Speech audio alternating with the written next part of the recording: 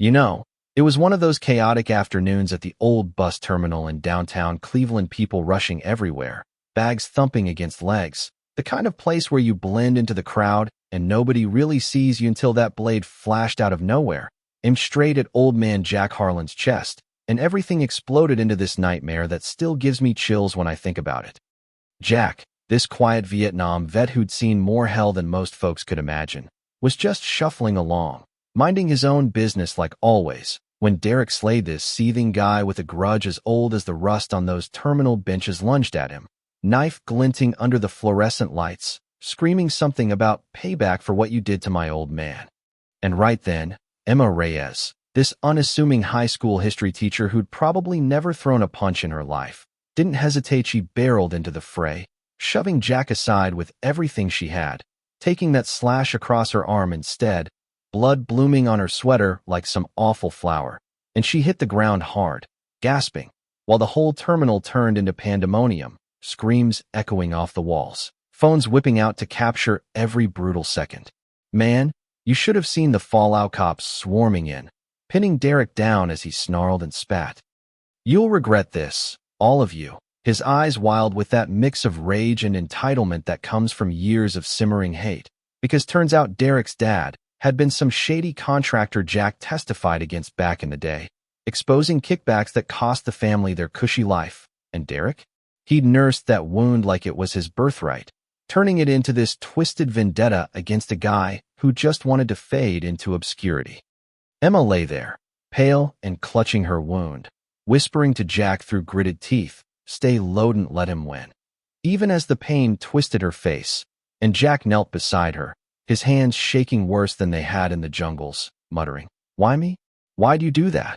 Guilt crashing over him like a wave. Because here's this woman, a stranger really, bleeding out for him, and all he could think was how he'd survived wars only to drag someone else into his mess. The videos went viral before the ambulance even pulled up, headlines screaming, "Teacher takes knife for forgotten vet." Talk shows debating if it was heroism or foolishness. Social media blowing up with Save the Vet trending, some folks hailing Emma as a saint, others whispering conspiracy crap like it was staged for clicks. But deep down, Emma wasn't thinking about fame.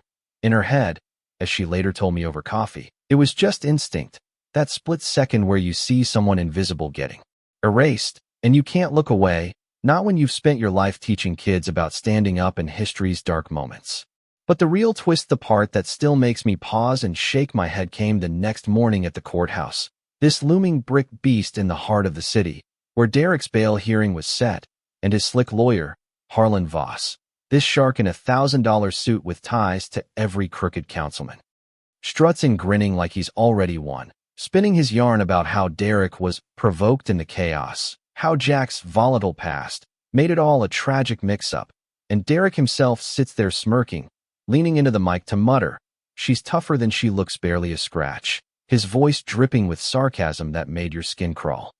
The prosecutor, Elena Vargas, fired back sharp.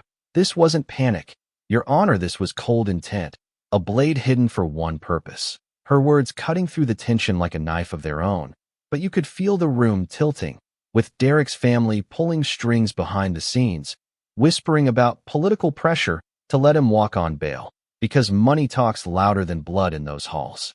Jack sat up front, fists clenched, replaying the attack in his mind, that gnawing fear that justice would slip away again, just like it had for so many vets he knew forgotten, dismissed, and he whispered to himself, "She saved me. Can't let this fade." Then Bamthi doors swing open with this heavy thud, and in march 40 Thunderwolves bikers, these rugged guys in leather vests stamped with snarling wolf patches, boots echoing like thunder on the marble, faces stone cold, no words, just this wall of presence filling the back rows, arms crossed, staring down the whole room. And suddenly reporters are fumbling their cameras, faces going ghost white, one even dropping her notebook as she stammers into her mic. The Thunderwolves.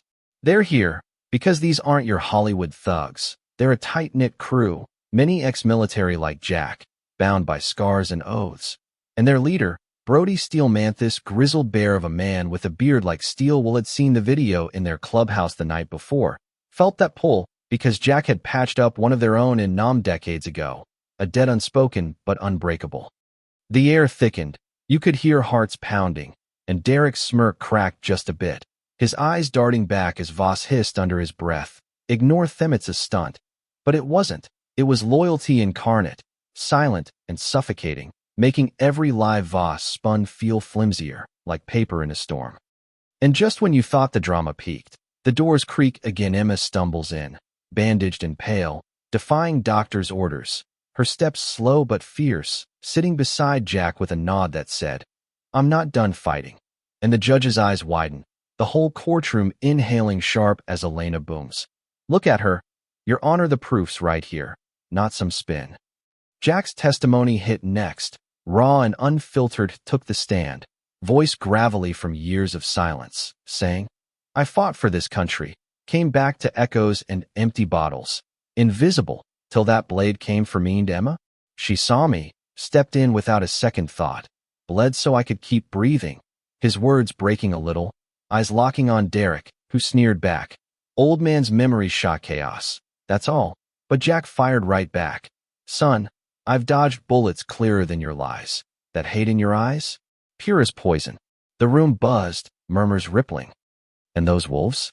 They didn't budge, their silence amplifying every truth, turning the hearing into this electric standoff where doubt crumbled under the weight of real pain, real bonds. Finally, the judge, sweat beading on his brow, glancing at the wolves, at Emma's defiant stare, bangs the gavel, voice steady but strained. Bail denied. Defendant remanded. And the place erupts, cheers outside mixing with Derek's furious outburst. "This ain't over, you'll pay," as deputies drag him away kicking, his bravado shattering like glass. Weeks later, Emma walks out of the hospital into the crisp air, arms still slung, but spirit unbroken. Jack at her side, beaming like a proud dad, and waiting? Those 40 wolves, engines idling in 2 perfect lines down the street, forming this corridor of chrome and leather, a silent honor guard that parted the crowd like Moses, Brody nodding once as Emma passed, whispering, "Thank you." And he just tips his helmet, no fanfare, just respect earned in blood and silence. The city changed after that. Vigils at the terminal, murals of Emma shielding Jack with bonds unbroken scrawled below, folks rethinking those bikers not as outlaws but guardians. And Jack? He found purpose again, volunteering at Emma's school, teaching kids about real heroism. But here's the thing that nags at me: was it justice? Or did those wolves tip the scales too far, intimidating where words should have sufficed? Makes you wonder about lines crossed for the right reasons. What do you think, were the bikers heroes or vigilantes? Drop a comment below. Share if you've seen community justice like this, or if it crosses into something darker. Hit subscribe and that bell so we can keep unpacking these real-life twists together.